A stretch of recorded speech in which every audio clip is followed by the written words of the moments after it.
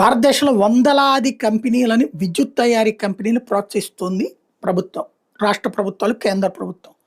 Solar, wind, అట్లాగే జల విద్యుత్తు, పునరుత్పాదక విద్యుత్ అంటే నీళ్ళని మళ్ళీ మళ్ళీ తిప్పుతా దాని నుంచి కరెంట్ తయారు చేయడం, ఇదంతా ఎందుకయ్యా అంటే మ్యాక్సిమం ఎలక్ట్రిఫికేషన్ వైపుకి దేశాన్ని తీసుకెళ్ళడం ద్వారా పొల్యూషన్ కంట్రోల్ చేయాలి, బొగ్గు వాడకం తగ్గించాలా, ఇతరత్ర పొల్యూటెడ్ వ్యవస్థని తగ్గించాలన్నట్టు.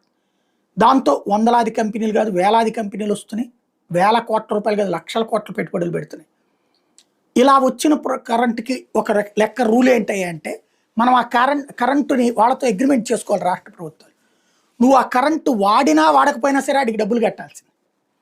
అంటే 500 యూనిట్లకి నీకు అవసరం ఉండి నువ్వు 1000 యూనిట్లకి అగ్రిమెంట్ చేసుకుంటే 1000 యూనిట్లకి డబ్బులు కట్టాల్సిన మన బిల్లులు పెరుగుతున్నది. అందుకే మనం కరెంటు వాడకపోయినా సరే బిల్లు కట్టాల్సింది వాళ్ళకి.